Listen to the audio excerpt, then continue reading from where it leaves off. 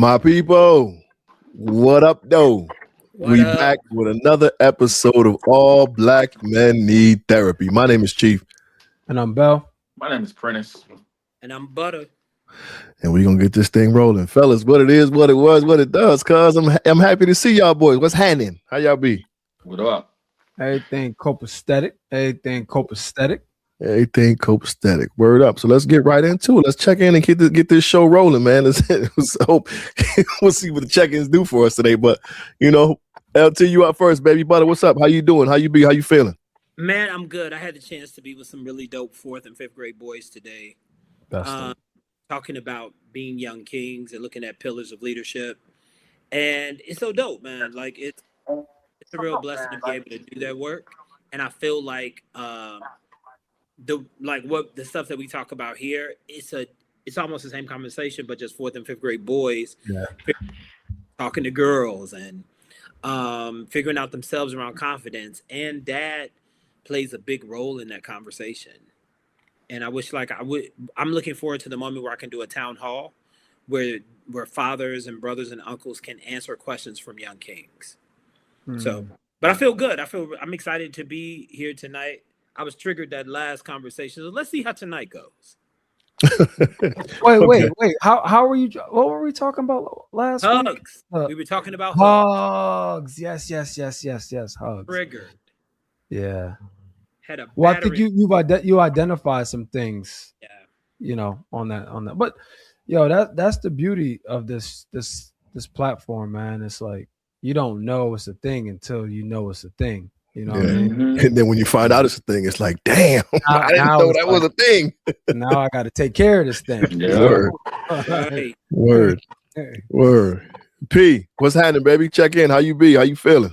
I'm chilling, man. Everything is good. It's been a good week. Anaya is part of a traveling volleyball club now, the top volleyball club in Northern California. So she has her first tournament this weekend. So I'm about to be on your hype officially starting Saturday, bro. I gotta be in Sacramento 3 days in a row, and Sacramento is an hour and a half drive from here, and we ain't staying out there. You about to be in that gym all damn day. That's all the parents keep saying, man. You gonna be here all day, get comfortable. Yeah, you're gonna learn little trinkets and shit you got to bring with you. You know what I'm saying? Yeah, that's what they were saying. They said the food is beyond overpriced, so bring some snacks, some treats. I'm gonna have my bottle in the trunk. It depends on where you go. Get you a little back support for the bleachers. Like, yeah, it's gonna be real. A lot. I got a lawn chair with me, and I got my Hennessy, so I'll be straight. In your Stanley Cup. Yup. I'm actually surprised you said Hennessy and not mimosas. Nah, that makes me sleepy. Thing. Mimosas makes me sleepy, so I can't drink too many of those if I got a whole day, because I'll fall asleep over there. That's what's up. That's what's I'm up. Good, man. No doubt. Bellhead, what's goody?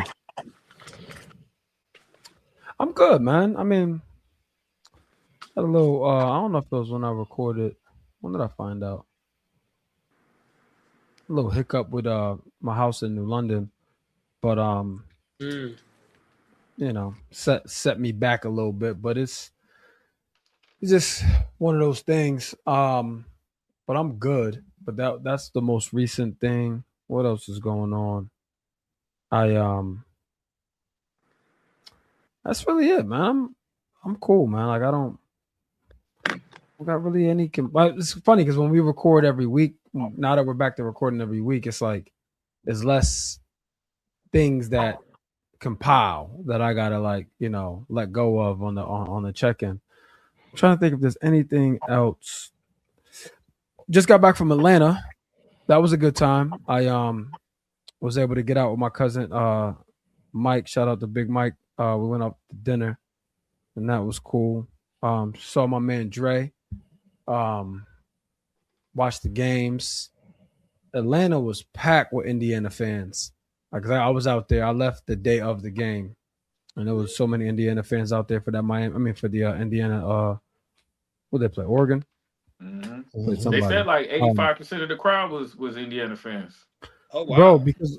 Because what I didn't realize, I'm geographically challenged, like west of Pennsylvania, and what I didn't realize is Indiana to Atlanta is only an 8-hour drive.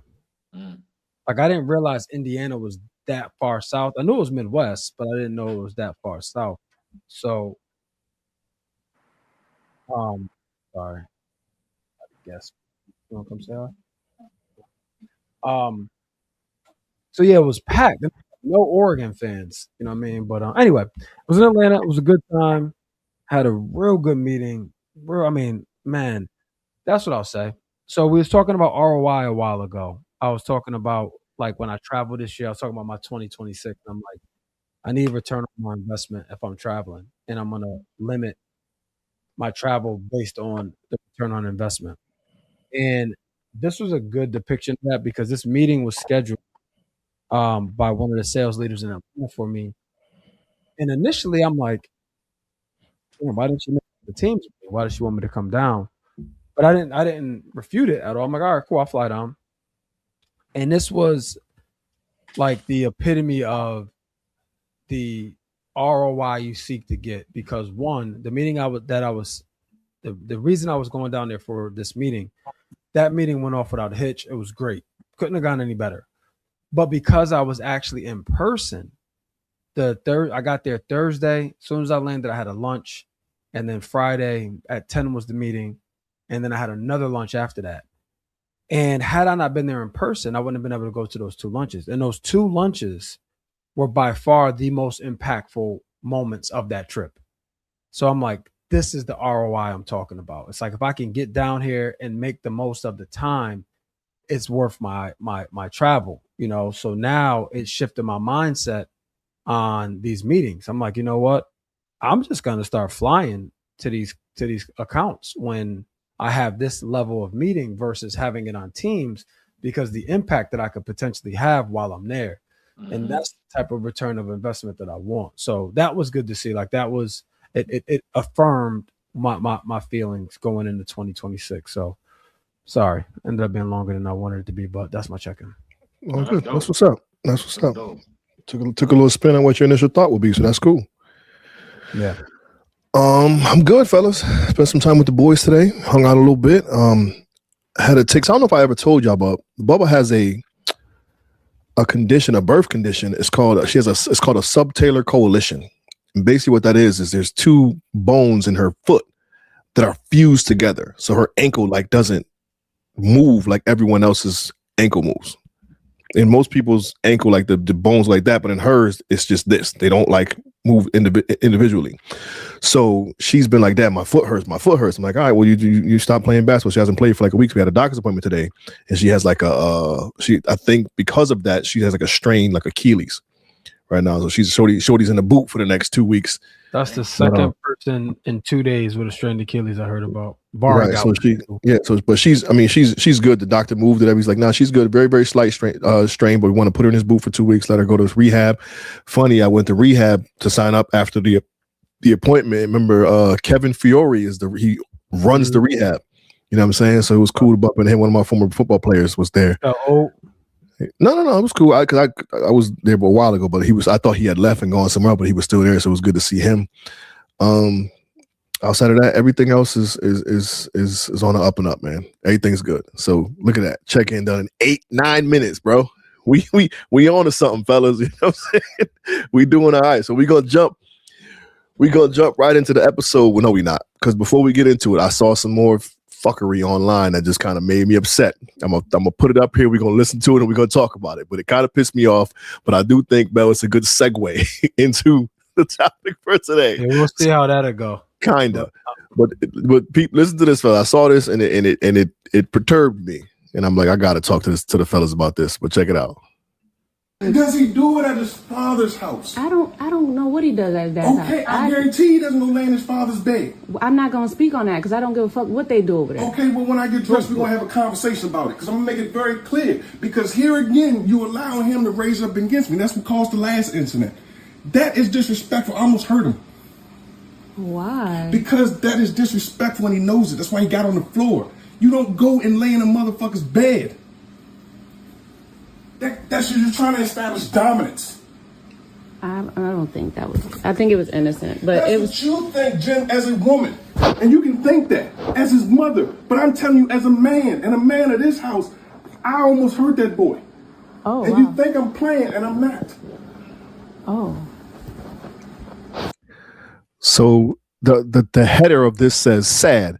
Woman says her abusive ex-boyfriend was offended by her 13-year-old son being in bed with her and her daughter. Man threatened to harm the son and claimed he was trying to assert dominance. You all heard it. You heard him. I see your face already, P. Unload on him, cuz. I'm assuming that's not his son. No, because it's not his son. Because he asked what does he do that at his father's house? Yeah, call that boy father, man. Just make a quick phone call. Make a quick phone call. Call that boy's father.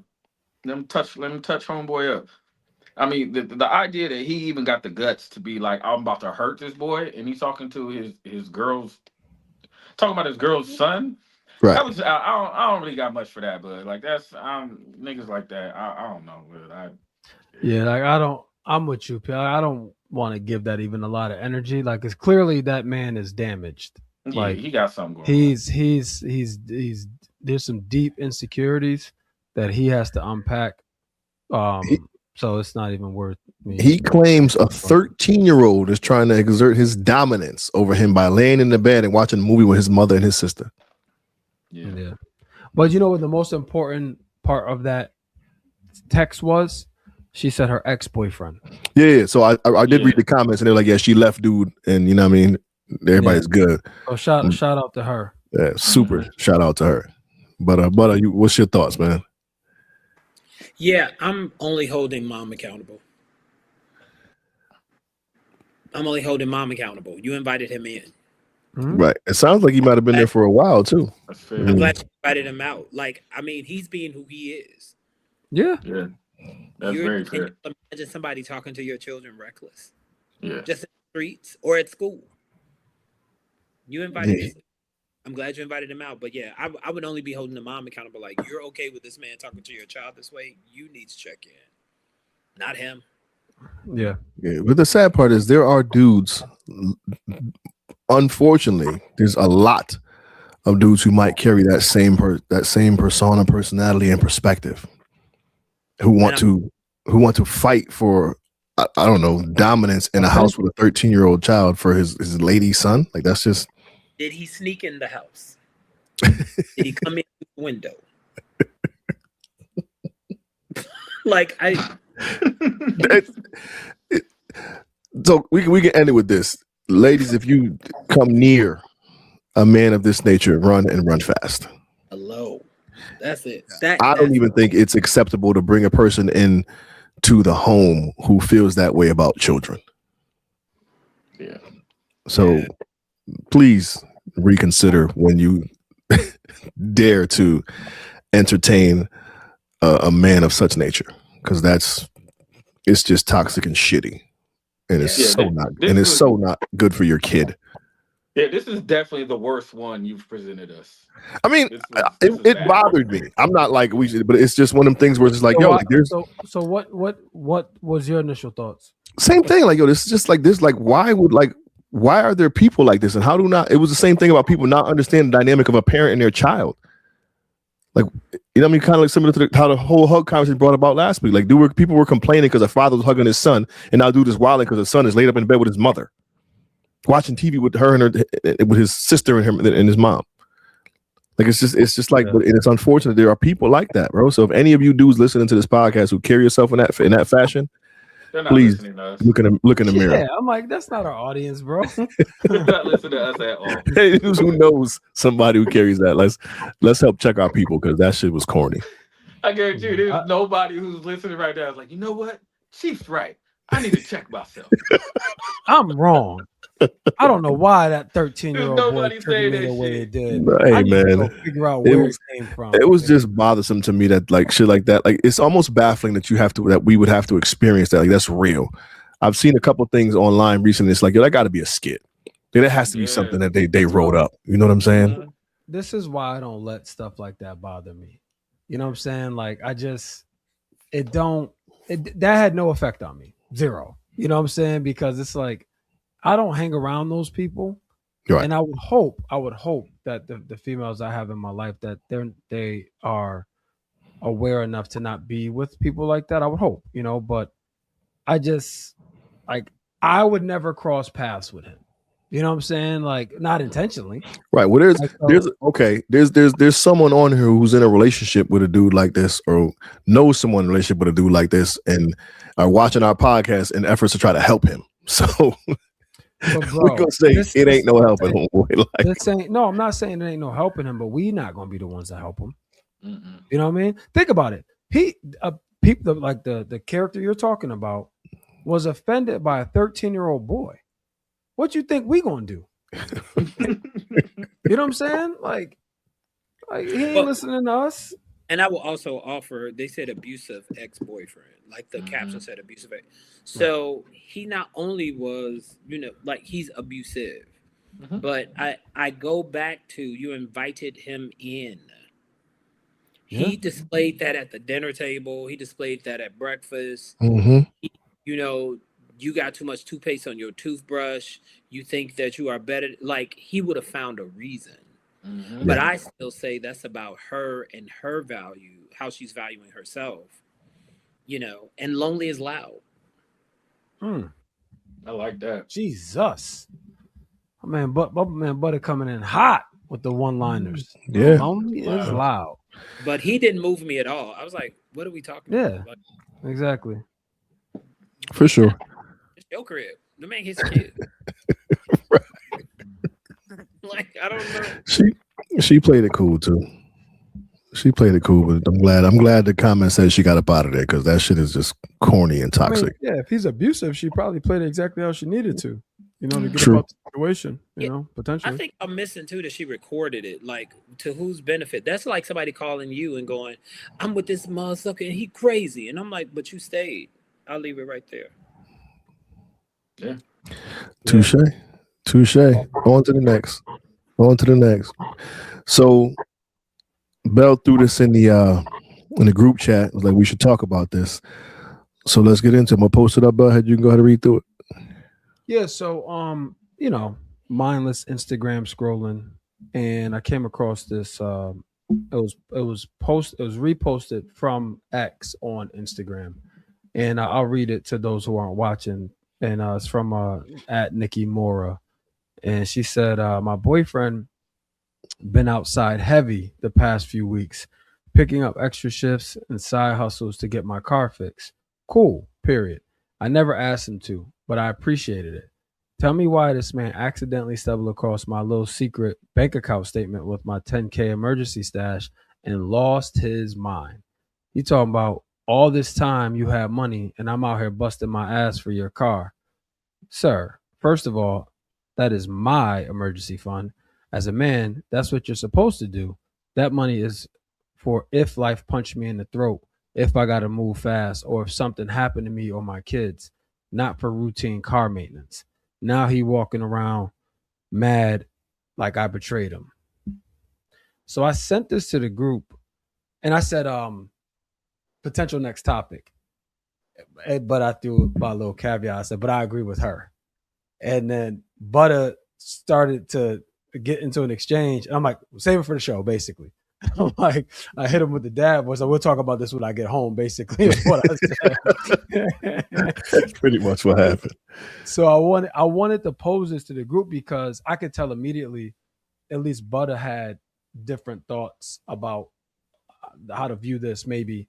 But we haven't talked about this at all. Like, we didn't prep with our thoughts. But before we get into this, just some data. So an emergency fund is a fund comprised of 3 to 6 months of just in case, right? For those who don't know what emergency fund is, like if you lose your job in that emergency fund, you could have 3 to 6 months of cash stowed away so you can continue to live until you plan your next step. So just some statistics. 42% of Americans don't have an emergency fund at all, according to a January 2025 U.S. News nationwide survey reported by U.S. News.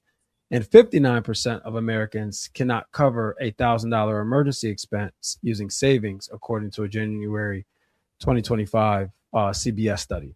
So the fact that this woman has 10,000, I think, is pretty impressive. And I don't know what her monthly expenses are. I don't know how long that would last her, but you know what they say: if you can save 10,000, you can save 100,000. So like that's like the first tier. But I was impressed by the fact that she's not a statistic, right? Based on what I just read, and that she was able to stow that much money away. But I wanted to get you guys' initial thoughts. That was my initial thought. I'm like, good for her, basically, is what I said. Well, what were you all's initial thoughts after reading that tweet? Go ahead, brother.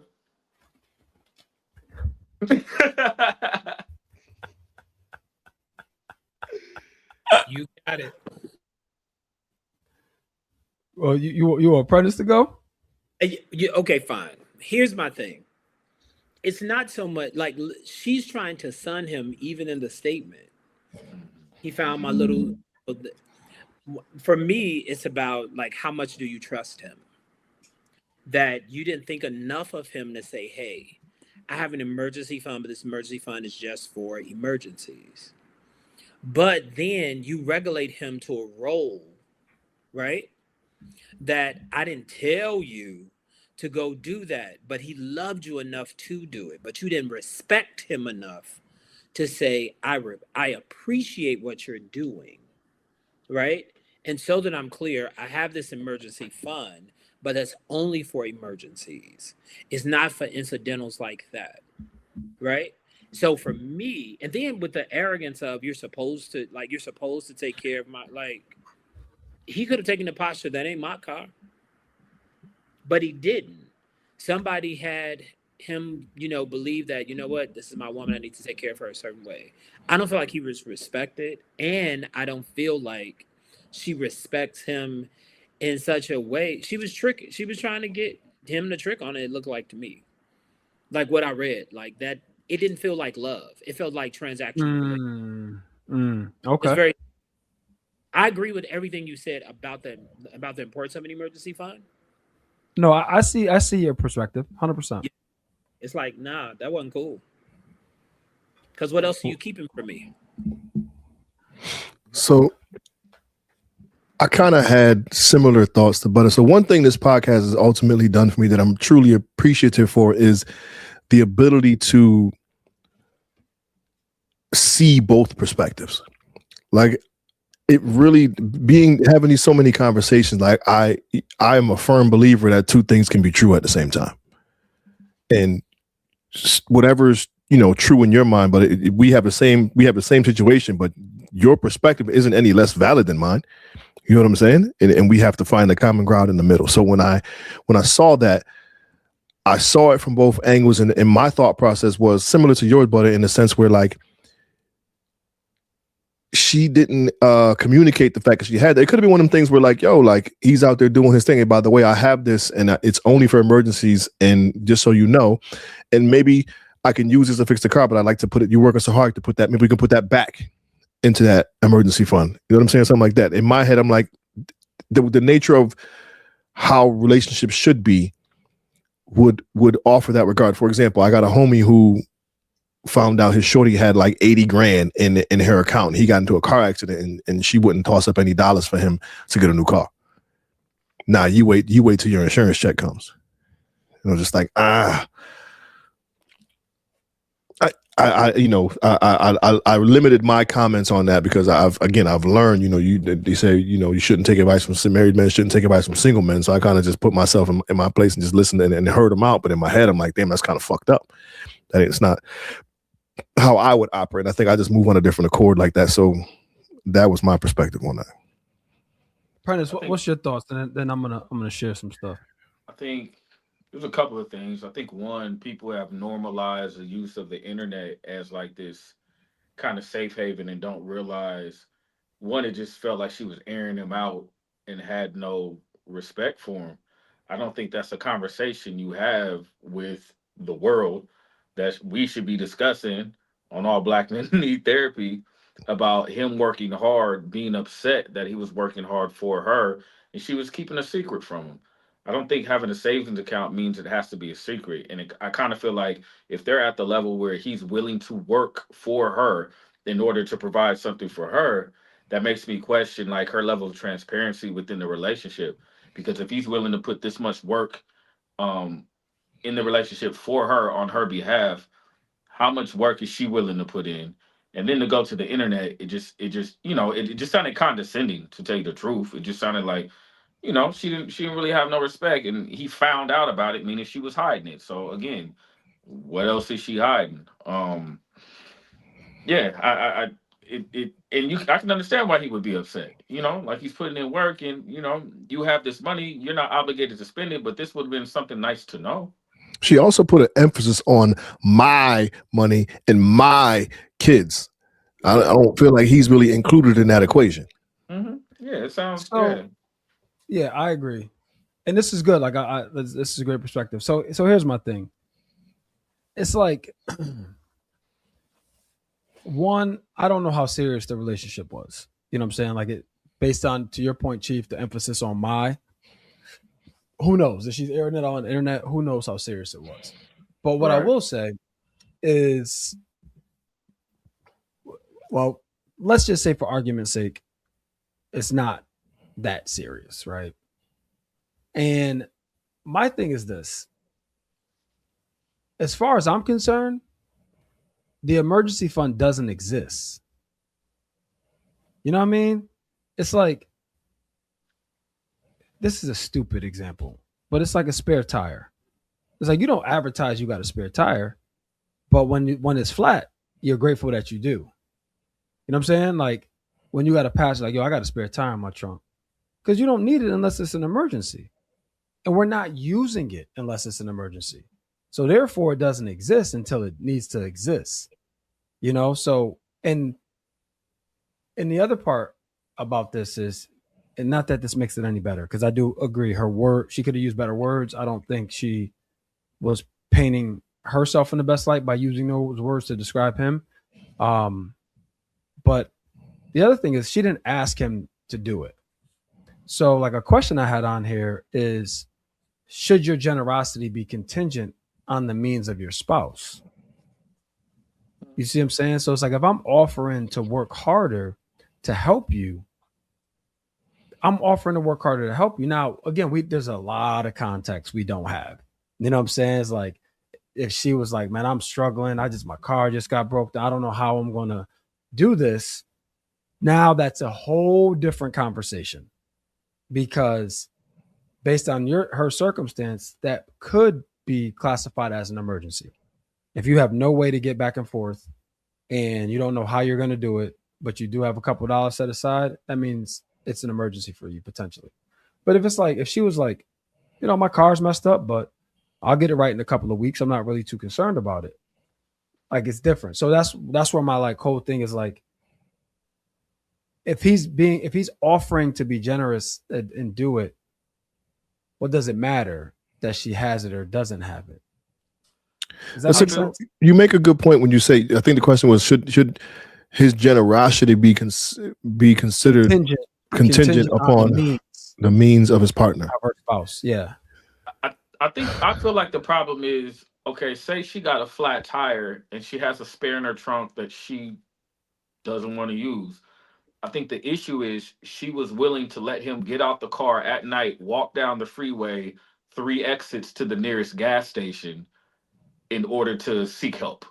You know what I'm saying? Like, she was willing to watch him put in effort and not just let him know, like, yo, you didn't ask him. So because I'm not asking you, let me not just watch you work, but let me let you know, like, I could take care of this if I chose to. If this is what you want to do, cool. But she didn't say that. She just let this man get out the car, it sounds like, and put in all this work. And even the way she said that, like, Chief, didn't you say she said, like, he was doing all these extra hours? Cool. Did she say right? That cool? Yeah. Again, like her language is kind of crazy. I think she could have been a little bit more kinder. I think she could have acknowledged and recognized his effort just by letting him know, you don't have to do this. Now, that's a different story. If she said you don't have to do this and he still did it, then that's different. Now, does it make a difference to you, There's P? context that we don't have. Yeah. Right. Yeah, But does it make a difference to you, P, if she said you don't have to do this and left it at that, or you don't have to do this because? I think that I do think it makes a difference. I don't think the why definitely would help and give it a lot more clarity, but just even stating, and it doesn't sound like she came across like that, but just even stating, hey, I know you want to help me, but you do not have to do this. You know, I appreciate you. Thank you. You don't have to do this. Is different than nothing. Yeah, because can we lift up that first paragraph? My boyfriend been outside heavy the past few weeks, picking up extra shifts and side hustles to get my car fixed. Cool. I never asked him to. Comma, but I appreciate it. Do you? Yeah. It's not just, it can be, oops, she could have used better language, so much as she told on herself. They were in two different relationships. Yeah. He was willing to invest in her, and she was willing to be taken care of. Beautiful. But we also can't dismiss, had this been flipped, a dude would have been dragged all across the internet for this. Man, touche. Heavy. He's probably still getting dragged. But I mean, it's like we can't win. Right. He'd have been straight up Jody from Baby Boy. Come on now. And I feel like with this, you know, and I'm with you on this, Bell, like as far as context, we don't really know what that looked like. But it also looks like to me, he was the way it's written, he was investing in something.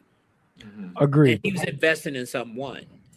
I'm not saying that would be the equivalent of that. So if she withheld sex and he went and slept with someone else, they're just boyfriend and girlfriend. Would he be wrong? Right. So there's a lot to unpack here, because I got a question for you all, and I'm just curious. I'll answer the question before I even ask it myself.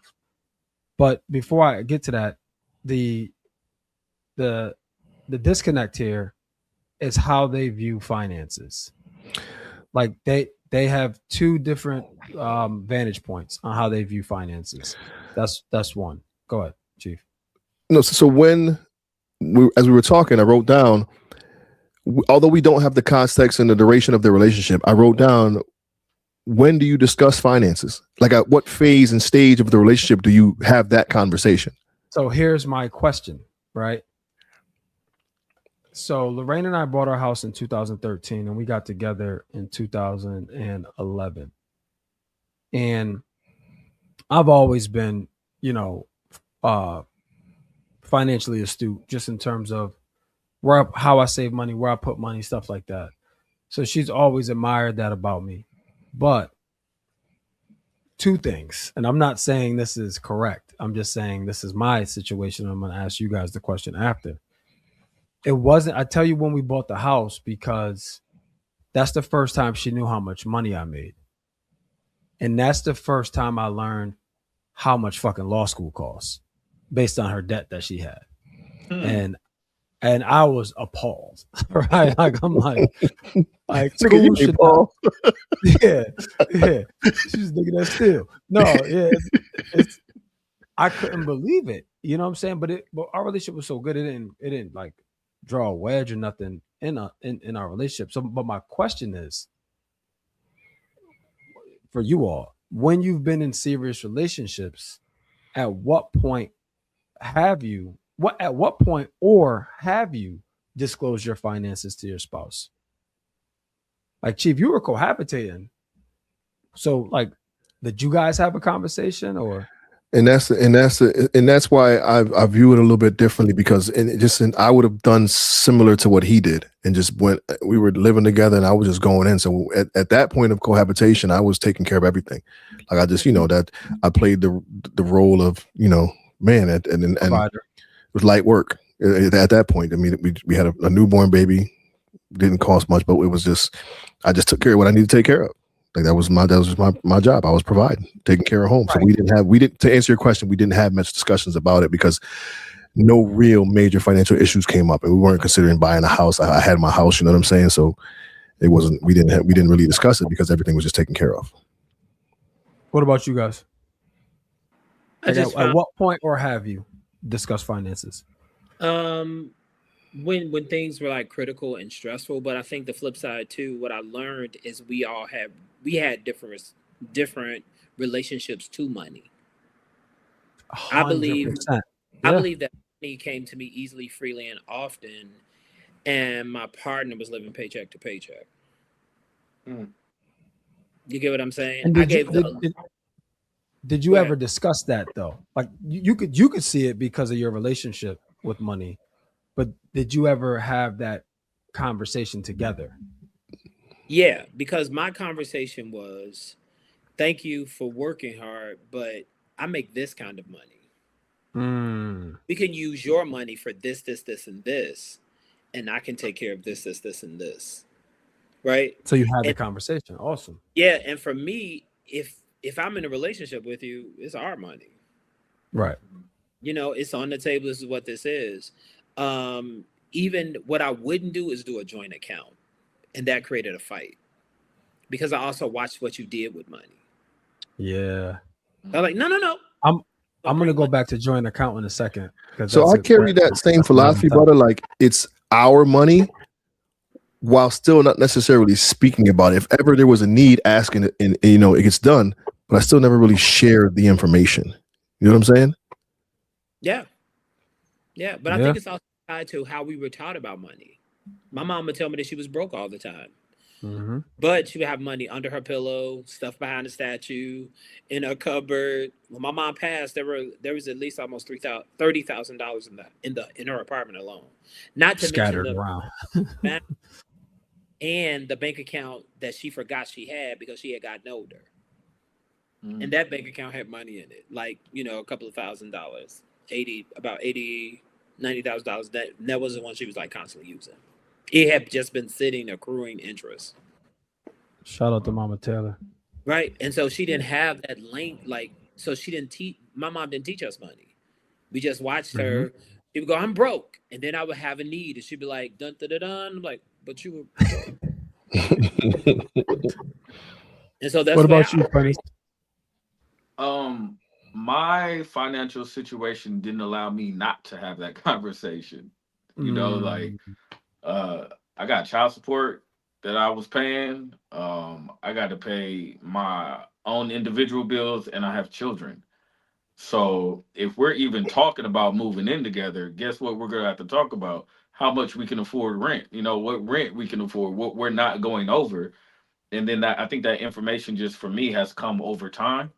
You know, but unfortunately, I haven't been in a position to get into a relationship and just be like, don't worry about it. And when the time comes and I need your help or your assistance, then I'll ask for it. We'll have that conversation, which I think has been a benefit in my experiences because there's a level of transparency that you're going into from the get-go, right? Like we don't have those questions. Although I do think my ex had a secret account I didn't know about. I really do when I reflect on it. Which would have saved a lot of struggle and grief, but that's just my thought.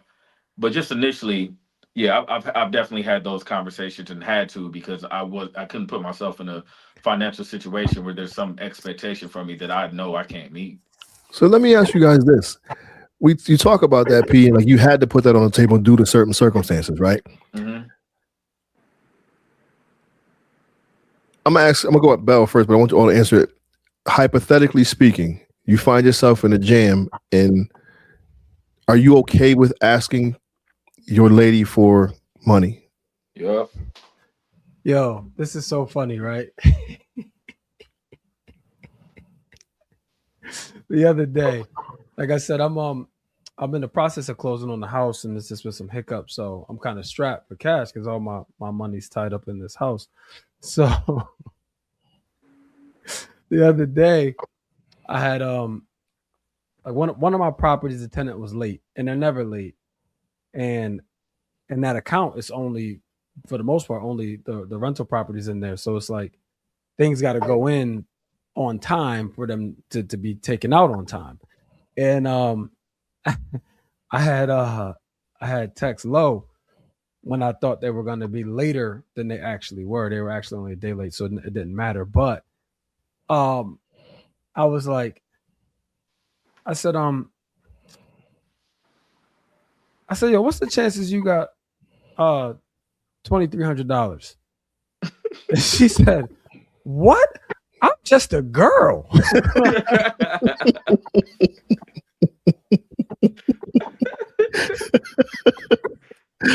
out to Low, man. That's hella funny. That was beautiful. That shit just happened like 2 weeks, like a month in December, man. That shit was so damn funny. But so to answer your question, I think when well, you know, like at least statistically for a long time, like the number one reason that people get divorced is due to finances. You know what I'm saying? So this is obviously a hot topic. But what I'll say is this: like you and your partner, or former partner, but Lorraine and I have two different philosophies on money. We both have great relationships with money. Like we feel that money is just going to come to us, right? Like as long as we keep doing what it's going to come. We both have that. The challenge is Lorraine can fuck some money up. Like that's the challenge. Now her the way she combated that was always, I'll just make more money. She'll make more money and it will never look as bad because she doesn't owe anybody for the most part. You know what I'm saying? But it's like you splurging and it doesn't look that bad because you don't have this mountain of debt. But what recently was going on with us, she has some stuff going on, so her business has slowed up. So her supplemental income, if you want to call it that, like I don't believe in supplemental income, but for context purposes, that started slowing up. So she couldn't live how she was used to living. The challenge is she didn't change her lifestyle. So because we have two different views on money, and she feels like I'm judgmental with her when it comes to money, she didn't bring this to me. So things kind of got out of hand. And I'm like, well, why didn't you just talk to me about this? And she's like, well, I thought I could just figure it out on my own. So she had to, like, this was like a big to do. Like she had to talk to her therapist before she brought it to me. Then we had to talk to our therapist at the same time, you know, while we got through it, because she prided herself on being so independent, you know what I'm saying? And being able to solve all her things with, you know, her work ethic, the money she has, whatever. But I say all of that to say, because of that, we sorted it out. Everything's good because I got involved. But because of that, what I told her was, because we don't have we have a joint savings account, but we don't have like joint checking. So like, here's a funny story. I don't really know how much she makes in her business until tax time. Bro, one day I'm on the I'm driving home. I'm listening to her on the podcast. She's on a podcast and she's talking about her business. And she's like, yeah, you know, it's ebbs and flows. She's like, you know, like I was slow, but then the last 3 months, I made $30,000. I'm like, how I'm finding out how much money you made on a damn podcast? That's crazy. Sound like my mom. Why I got to learn about you on the podcast? So I called her, where the fuck this money at? Like 30,000. Like what? So anyway, so because of that discussion recently, what we're moving to joint checking account. You know what I'm saying? I basically what I said is like, I'm shutting the whole operation down. Here's how it's going to work. You know what I'm saying? Like we're going to have our joint savings and checking is all going to be together. We're going to use 3 credit cards. The Bellamy household is going to have 3 credit cards. We got our airline credit card, our hotel credit card, and our credit card that we just use when we need to use it. I said in that way, everything will be streamlined. There won't be miscellaneous things happening. We'll have full transparency to everything.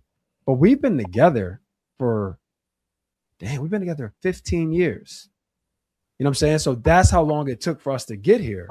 So every situation is different. So Chief, I don't even remember your original question, but I feel like it was answered in there somewhere. It was just basically, when do you talk about finance? Like how long you have that conversation? How long does it take in a relationship to have that conversation? Or does the significance of the relationship determine when that conversation is had? I think I so. think it's like Prentice said, the dynamics. It's a dynamics because my previous relationship, money was very separate, right? My money was used to just pay for whatever, and I didn't really know what was going on with her. Immediately with me and Sarai's giving. She doesn't like, she's one of those people, money's always going to come. So she was very giving. She was just generous in general in how she treated me, how she interacted with me, which retrained my brain to have a community train of thought financially, which I didn't have prior, based off of just how she moved with money. Like it just wasn't an issue to her, which made it automatic for me going into this relationship for my money to not be an issue as well, because I knew I was dealing with somebody who would give whatever they had to me if I needed it in a lot of different ways. So it was real easy for me to reciprocate the same like train of thought. You know what I mean? Energy. And Yeah. that's due to the circumstances and how we started in our foundation. So I really do think like it just depends on where you're at in life, what's going on, and how you guys roll. I agree. I think in Two Bell, you also said we were good. Our relationship was good when you talked about you purchasing your first house and learning about those things. I think that's the other thing too. Where's the relationship at? Right? Because money, I don't know why we put so much yuck on money. I think people treat money like it's an enemy, right? We're mad, it's combative, and we avoid it. Right. And so, and usually if you avoid your enemy long enough, it'll go away. And so I think that kind of thing happens with money too, is looking at it through that lens around responsible. I'm somebody that would make $10,000 for a show, but I would spend it down to my struggle. And so I know how to live off of $3,000.50. Right. But that other 10,000 belongs to Gucci, Prada, and 3 more people. Like it was right. And I was like, yeah, you good? I'm good. What you eat today? You look like you losing weight. I'm fat.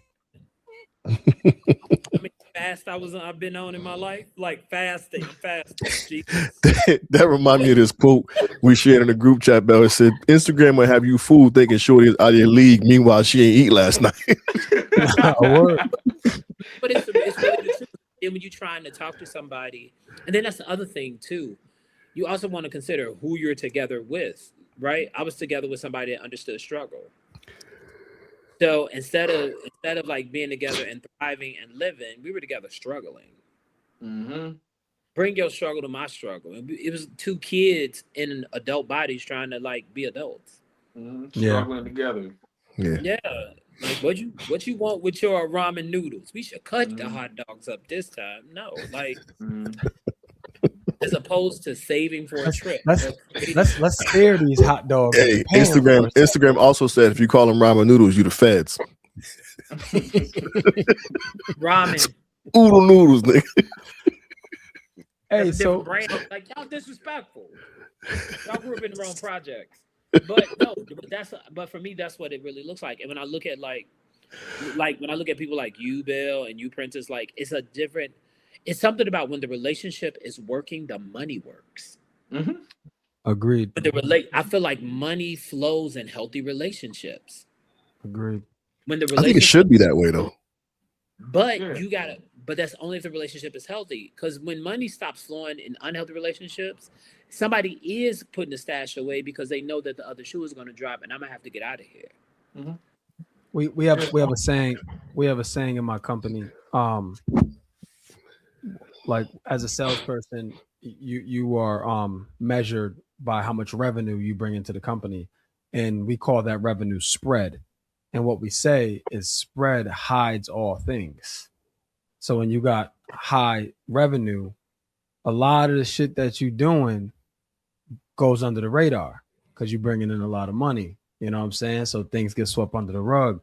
But the moment that spread is removed, everything gets exposed. Yep. I'm saying, so be like, Johnny, how did you spend $14,000 at lunch yesterday? Yeah, you know what I'm saying? Right. You ain't care when Johnny was bringing in $14,000 a day. Right. You know what I'm saying? So, but that's the thing. It's like when you're to your point, but when relationships aren't strong, and it was the money was a crutch, and you remove that money, now it exposes all these things. So this is a good segue to another question I had. So I think the common denominator of what we're talking about is one, financial literacy, right? Like that's the crux of what we're talking about, financial literacy, and then how that shows up in your relationship, right?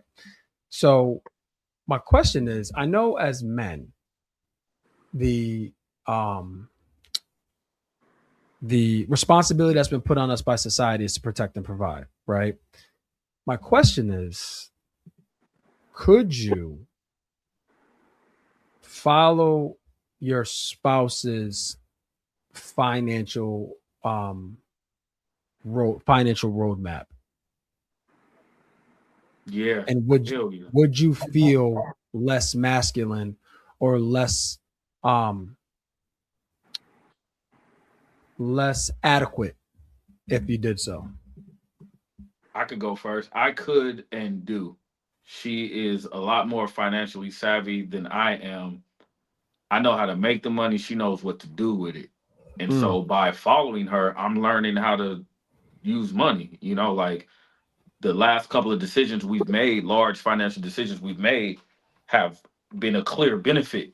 You know what I mean? From the last car purchase to getting the money out of that to having assets, you know, like just the way she maneuvers with money it got me out of struggle mode, you know, like Butter was talking about, like out of that survival mode, you know, do a $10,000 show and shit. We over here just acting like we ain't got a care in the world until we down to 1,500.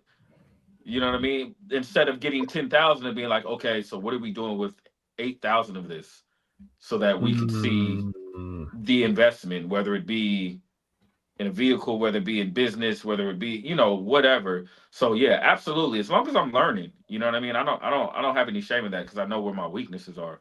And I think that's the key too, though. You gotta know where your partner is strong and when you're weak. Self-awareness. Yeah, you just gotta know, man, and learn. And if it's working out for the both of y'all, fucking follow.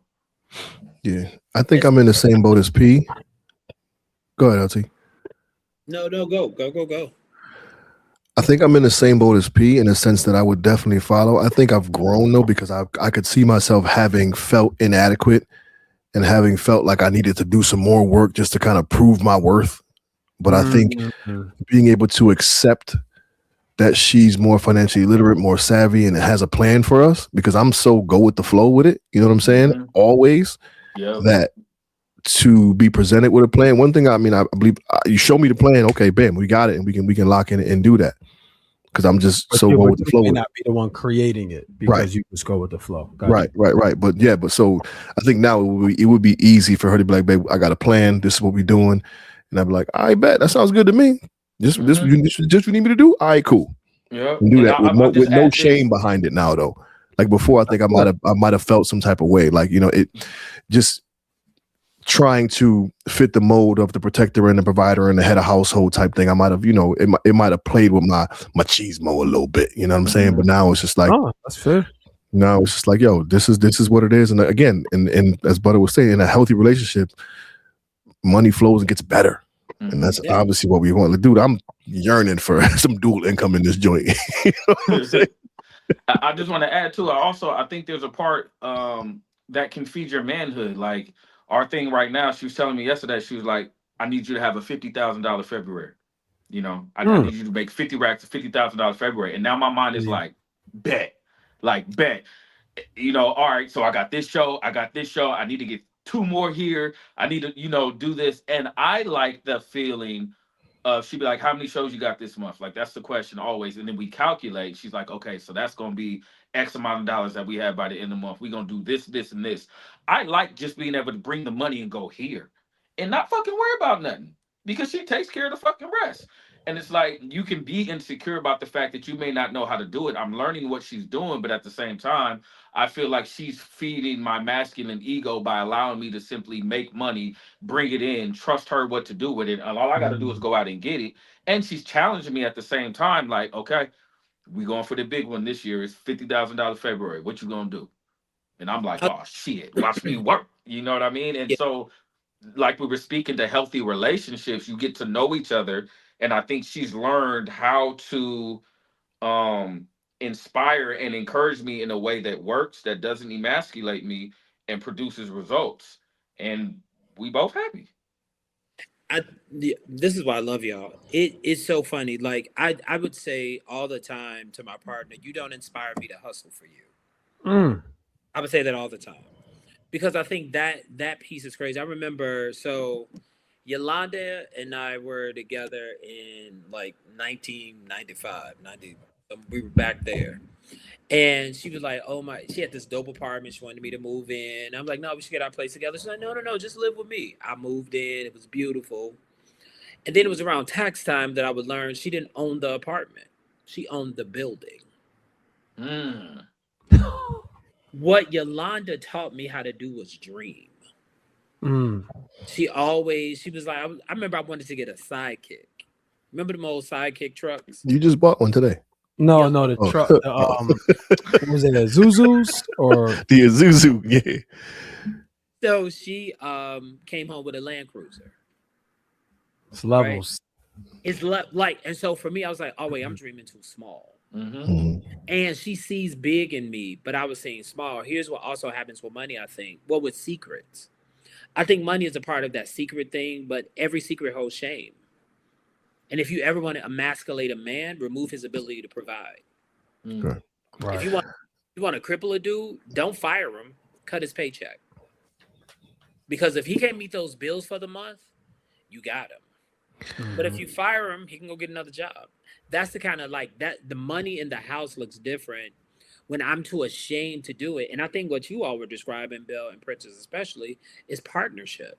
Like when people go, "Oh, I want a partner." Like if you all just describe the relationship conversation as a business. Like what is our people all the business? time. Yeah, what is the business of marriage? Right? And if we can get clear about the business of marriage, like you all are also marrying change. Money changes as you get older. Right? Your value in corporation look a little different when them youngins come in and they can pay half of what they paid you because they fresh out of college. People start looking at you different, like you don't need no boxes, not one box. You look real nice in this smaller office. Like they start fitting you for your exit. And when you have a partnership like the one you all are describing, and like the one it sounds like you're craving, Chief, is that when you can get in the partnership with your woman, I think money should be the hello conversation, not the in the middle. When you know that it's, and what I mean by hello, when you know that it's becoming serious, hey, I got a plan here. Let's talk. I think it's something super special about what you said, though. Yolanda, what was you didn't make you want to hustle for her? No, Yolanda made me want to hustle for her. My ex, like, yeah, so to my point, like I think there's something so beautiful about having a partner who just lights that fire in you. And some people do it intentionally by pouring into you, and others just by the nature and stature of who they are motivate you to want to be better. Right. Yeah, And that shit is cool. And some people do it by degrading you. You know what I mean? Some people don't know how to motivate you. And they're trying to, but they're going the total wrong way about it. So you're just feeling more insecure. They want the same results as that person who's pouring into you, but they don't necessarily know how to go about that in a healthy way. Yeah, we're all wired different. So like, I don't know if you guys ever watched Dan Hurley's the men's basketball coach at UConn and super accomplished. You know, I think he's been the coach for 8 years, 2 national championships. They're ranked number 3 in the country. And his wife, they've been married forever. And he's like, yeah, I'm not really sure she knows exactly what I do still. And like because if you ever watch Dan Hurley, he's a fiery coach. This motherfucker be wilding sometimes on the sideline. And like whenever she feels he got out of character for himself, she'll have a conversation with him, and he was on interview talking. She's like, "You think what you do is special?" She's like, "You're out there making our family look crazy, and you're just a glorified gym teacher." You know what I'm saying? So, but for him, it resets him. You know what I'm saying? Because it's like it's not about the wins and the losses. It's about how I show up for my family and how I'm making my family look. You know, so that's her way of essentially regulating him. But I love Prentice. I love what Sarai said to you, because here's what I know, Prentice. Even if you don't get to that 50 in February, I'm gonna get to 30. I guarantee it was better than your last February. Yep. Guarantee you. And You you know know what it's I'm saying? crazy. It wasn't until we just had this conversation that it just dawned on me what the fuck she been doing. You know what I mean? It wasn't we just had this conversation that it dawned on me like that's why I fucking love her. Like I'm thinking to myself like she's over here working me. You know what I mean? And not in a way, but not in that way. In a You know what way I'm to get you saying? to respond. In a way to get me to respond, but she's also serious. And she said something 2 days ago, but I was sitting on the couch upstairs and she was like, you gotta understand that I'm manifesting through you. So Mm. I'm calling this $50,000 February, but I'm manifesting through you. The woman manifests, you go and you make it happen. And it didn't register until just now that we were having this conversation that she's really like working her words and what she wants through me, like using me as a vessel while also building me up, man. Yeah, And I think because that's a dope thing. she knows you have the ability to have that type of month. Like that's Hmm. not far fetched. Yep. You know what I'm saying? Like that's And not in far my mind, fetched. I'm not thinking big enough, right? I'm over here thinking, man, if I can make 15 in February, you know what I'm saying? She talking 50. And I'm But like, yo, that's if the I could just sidekick in the Land Rover conversation. right, You know? exactly, man. And Yeah, don't miss the part where she trusts you can do it. yeah. See, that's the other piece. She's not asking you to do the insurmountable. She was like, baby, you already set a standard. I see in you what you can't see. Go get it. Exactly what she's been doing. But I gotta get a new whip. And she's like, I've been asking you for months what type of new car you want. And for the last 5 years, you've given me the same answer. You have not switched up on what you want. She was like, let's go on YouTube. Let's type in the 2023 Cadillac Wait, Escalade I already Sport. know. She's like, we did something, we accomplished something financially yesterday, like paid off something that we had to figure out. And as soon as we paid it off, she was like, all right, let's get up, let's go to the Cadillac dealership. We need to manifest. She was like, there's no point in you getting what you don't want because you've been doing the same thing. And here I am in my head pushing it back because I'm thinking I have to get something else prior to what I want. And she's putting in my head, like, no, why are you thinking small, bitch? You know what I'm saying? Yeah. Like, you gotta think big, bitch. Think Do I big. got it? Hold on. Did I got that here? I don't think I put it in. I thought you did. You think it's small? Think big, bitch. But I think, and I mean, like, bravo to you because you all got clarity around abundance. I think some of us, I had to learn that I was walking around with an abundance face, living a scarcity life. Mm-hmm. Hmm. Right, I was living really scarce, right, and that's just scarcity. Scared to see, scared to say, scared to be. How'd you realize that though? When my money wasn't matching my clothing, Uh, I was a dressed up garbage can. Dang, that's pretty damn, harsh. bro, you hitting today. I was like for a long time, I was a dressed up garbage can, and then I had to get clear. I had gotten to a certain age where I was like, well, it's just me.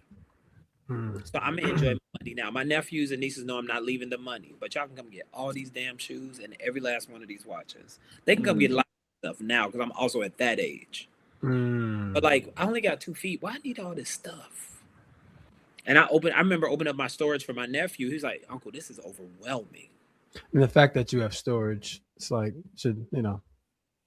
because I'm assuming the storage is shoes and clothes. I'm assuming I was judged. Yes, it is. Yeah, I can't see you having like vintage furniture in there. Just like nah. I don't even take furniture with me when I'm traveling from city to city because I've been so used to living in a bag. Yeah, My life, the entertainment and the traveling, Mm-hmm. you move a certain way and then learn, there was no one really to teach me. Right? I didn't have a financial teacher. So a lot of my financial lesson came from lesson. Like, Mm-hmm. this is not Like helping. costly ones. Yeah. Right. And then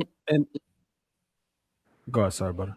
no, I said it flipped. Like I didn't feel like I didn't want to take my financial stuff into a relationship. Well, I think the other thing about what you said, and I think most all of us on this call definitely experience this. I think sometimes the dressed up garbage can, right? That dressed up garbage can is held in such high regard that nobody's even talking to you about the things that they would even could even fathom that you're struggling with, No, because no, they no, Butter got it. Like, no, he's good, like, and that was one thing that I learned um when I was studying to get my investment license, and I was selling life insurance at the time and mortgages. I remember my trainer, he was like, "Well, who can we talk to? Whatever." And I'm like, "Oh no, they're good. They don't need us. They're good." He's like, "Well, why you say that?" I'm like, "They live in a big house, this, that, and the third." And I promise you, man, everybody who I thought was good was struggling. yeah. Everybody. Like, everybody I thought was good was struggling. And everybody who I was like, "Oh, they really gonna need our help," they were straight. And they weren't making a lot of money. And that was the thing that I learned. I learned that in real time. It's not how much money you make, it's how much money you save.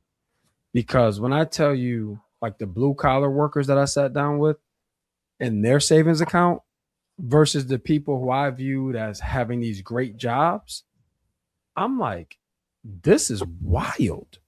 Them blue collar folks, they had a savings account, they had 401ks maxed out, and no credit cards. You know what I'm saying? It's like, if I don't got the cash, I'm not buying it. So it was such an eye-opening experience for me. And it goes back to how your financial mindset is shaped. Yeah. So because of all those experiences, all the people I thought were doing well, they all had timeshares, right? And I said to myself, I'm never getting a timeshare. But Lorraine, she grew up going, her dad is real financially savvy. So he's probably owned their timeshare for 30 years or something like that, at least 25. So her vacations growing up were all in timeshares. So she didn't see anything wrong with owning a timeshare. She's like, no, like, let's do it. We're in Vegas. We got a free dinner. We're gonna go sit down this thing and we're gonna get. I'm like, I told her, look, if you get a timeshare, you get a timeshare, because I don't want no part of that. But what we end up getting, the fucking timeshare. But anyway, my point is, there's a lot of um facade that we can give off that would potentially prevent the help that we need, inviting the help in that we need. Yeah, Right. and And we all suffer from that. Yeah, a that's a lot of great hustling point. backwards. A lot of hustling backwards. A big hustle backwards, afterpay. Mm. Oh man. Afterpay is a hustle backwards because people will, like, not have money in the bank, but they'll defer a payment. I think I just told it myself, but I know people who would defer a payment. But I mean, but so serious though, like, people will, just to keep up with the neighbor. Mhm. You know what I'm Yep. saying? Like, what pissed me off real bad, two things. When COVID happened and I had all that stuff and nowhere to go. So I would get dressed up in the living Mm. room. And then when this other thing happened and China was like, you want a 15,000 Birkin bag? It only cost us 7 to make it. That thing pissed Right. me so good. I was like, we spending all this money on this stuff, and the stuff don't last. Like, people who are collecting sneakers, you notice how, did y'all see that? It was been on TikTok It's where it's people, been, yeah, where the bottoms of the shoes are crumbling. they're Shoes rotting. it's not designed to last forever. Because of those videos, I've been wearing my shoes, like Me too. like Me too. stuff that I'm like, yeah, I'm never gonna put my foot in these. I've been putting my foot in them bitches because it's like, why not? Exactly. Mhm. It's a trip. It's a trip. I For think I sure. think we gotta ask ourselves, what is our measure? Everybody listen, like, what our measure of financial stability is, because I can remember my my measure of financial stability would be based upon how long I could go not stealing formula from Target for my kid, how many months I could go, or how many weeks I can go, or how many months I can go not tapping completely out in my overdraft. You know what I'm saying? Like what is your measure of success financially, and is there a way you can increase it? Are you settling? Are you thinking too small? Like, you may think that you're financially stable, but you're just finding the comfort spot in struggle. You know what I'm saying? As long as you be comfortable while struggling, you're okay. Not thinking that, we're limiting ourselves to being in this bubble, in this position. Finding the comfort spot in struggle, Prentice. Yeah, man. Write that shit down. Hold on. Write it down. But I mean, it's real, right? Like, No, but No, that's it's No, it is definitely real. real. dude. This That's is real. nasty work. Like, I think the majority of people who have come from poverty have experienced that without labeling it that, but for sure, definitely found some comfort in a comfort spot in the struggle for sure. mhm. And it's also back to what we deem as success, right? So yeah, like on your example, Butter, looking fly, even if you got to defer that payment, that's success. Like I've told this story on the podcast a couple of times. I bought my first house when I was 23, but I didn't feel like I was successful until I bought my first pair of Pradas when I was 28. Like buying a house meant nothing to me. I just did it because they told me I should do it. My financial um mentors. But when I bought them Pradas, I'm like, Tell me nothing. nigga, we made it. I'm like, I'm up. You know what I'm saying? I was in the Beverly Center in LA when I bought them shits. And like you couldn't tell me nothing. You know what I mean? And it was just so crazy because those Pradas mean nothing. Like I bought an asset, like that I can pass down that will appreciate.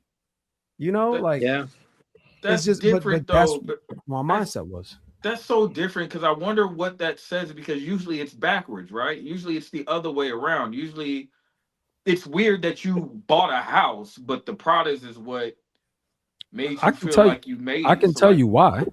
why? Because nobody I knew growing up had a house. Okay. Yep. Nobody had a house. So Yeah. that wasn't a measure of success to me. Wow. And what was a measure of success was how the drug dealers dressed. Mm-hmm. I get Right. that. And That and makes and all the Prada's sense. was a success symbol. Mm-hmm. So to me, I'm like, oh, this is what I've always wanted because this is what I've always deemed as success. Now I was 28 years old.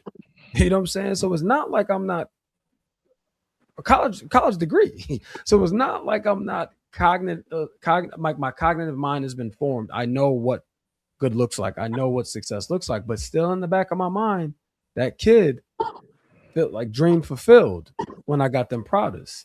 You Mm-hmm. know what I mean? So like, and I still got them products to this day because they meant something to me. I mean, I still have the Mm-hmm. house too, but so here's the thing.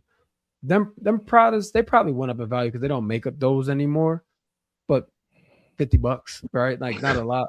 Like my house has literally doubled in value since I bought it. You know what I'm saying? So it's like And the products still hold that same significance for you over the house? Mm-hmm. not now.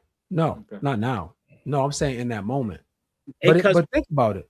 I it's had to learn that was I had to learn or not learn. I had to identify that mhm. that's a problem. You know what I'm saying? Like not a problem per se, but that's not aligned.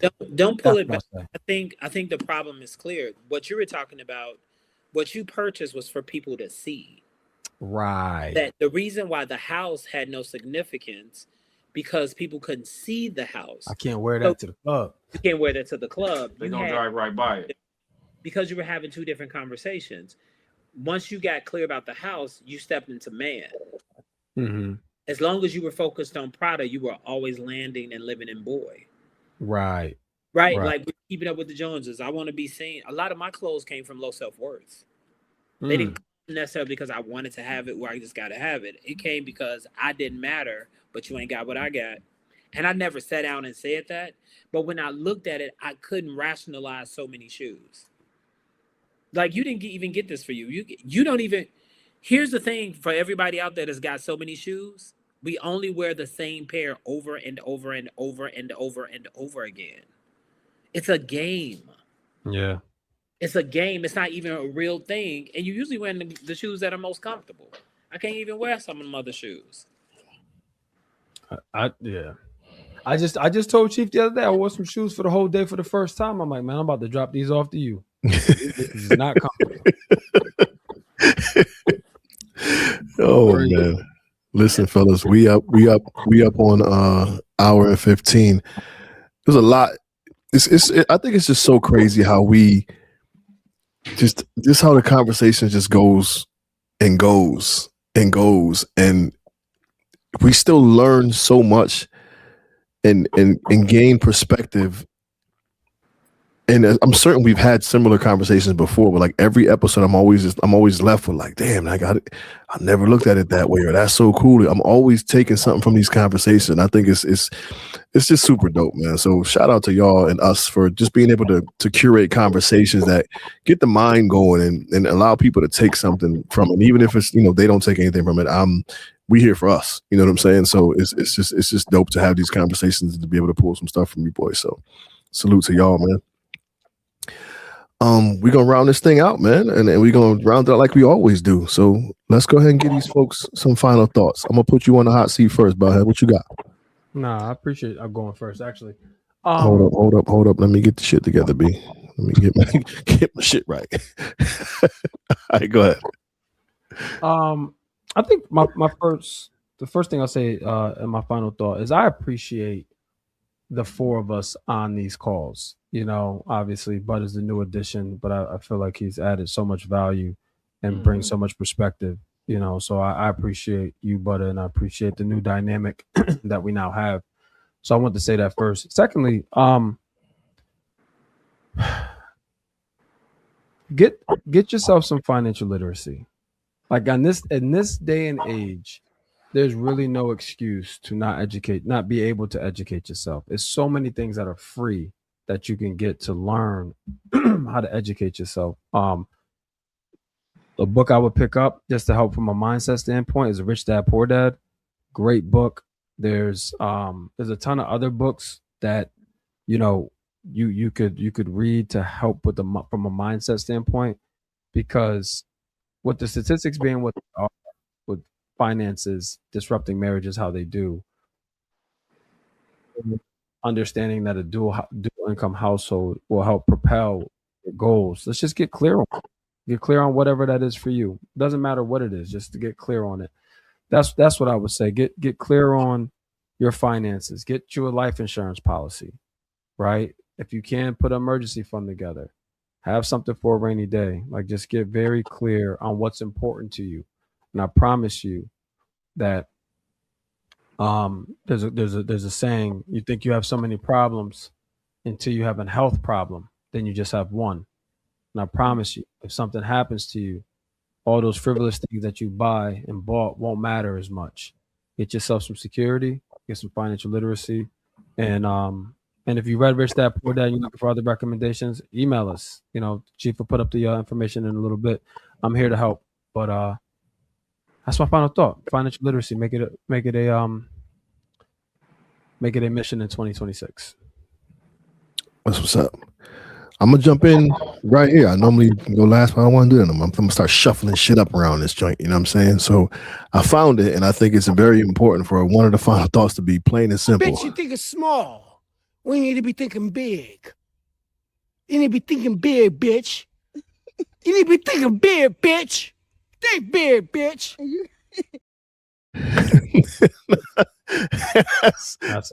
Social media can be good for certain things, man. You get a good laugh at it, but the brother's being for real. Like, I think oftentimes we, as Prentice said, we get caught up in the comfort of the struggle and don't think beyond that. And I think if you just think big, and not only think big, but believe big.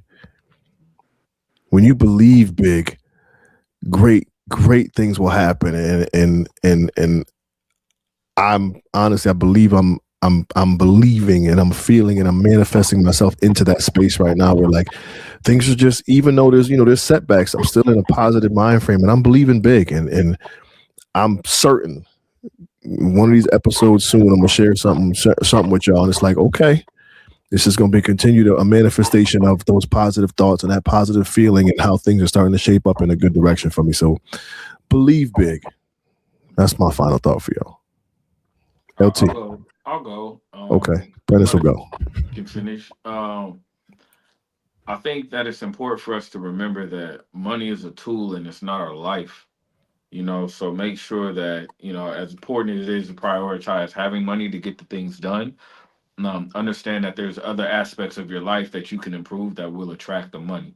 So try not to make money, even though it's such a necessity, try not to make it your priority, especially when you don't have it the way you want to have it, and focus on things you can improve about yourself to attract it.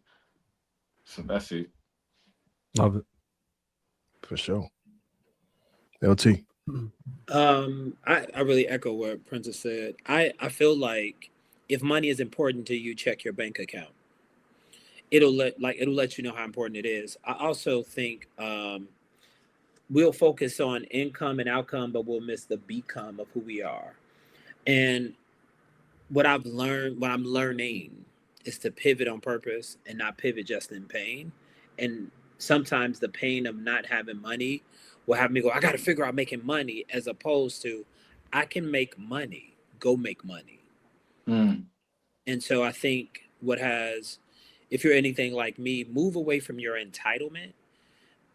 Stop stop moving like you have global impact, but you're only doing local work. It's really about looking at your money from that lens and change your relationship to money. Talk to your money the way you would your flower and your plants. I'm learning to go to the bank and tell my money what to do. Most of my life has been spent going to the bank and having my money tell me to sit my ass down somewhere. That's it. For sure. Sure.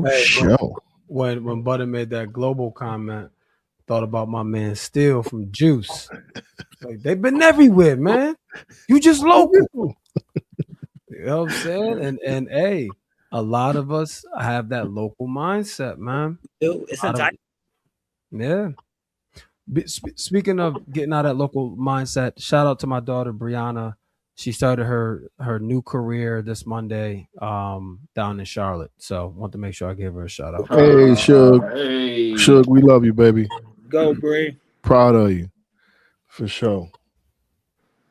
So yeah, just to close this out, like we say every week, folks, this is the platform we've chose to express vulnerability and, to create a safe space for us and you all to openly engage in conversations surrounding our mental health. Because like I said earlier, it's like if you don't have your health, nothing else matters. So we make it a point to pause during the day, during the week, to slow down, to just check in, to talk. And as a result, you all see the effects of that. We start uncovering things that we didn't know. And then now it gives us something to maybe think about or something to work on. So there's a lot of things that I believe in Black men specifically that fester. And if it goes unchecked, it can metastasize into something that we won't know how to handle. So this is just a way for us to keep checking to make sure that those little things don't become big things if we can help it. So you know how to reach us, allblackmenneedtherapy@gmail.com. We have a voice line, 860-410-6160. And again, we're doing the work for us, right? And we hope that you can benefit from it. But we want to be the message and put our best foot forward to create that space. So we appreciate you all listening. Bigger and better things to come for All Black Men Need Therapy. Stay tuned and stay locked in with us, man. Per usual, do us all a favor and hug a black man today. Do it. Please do it. And tomorrow. With your broke ass. We out, y'all.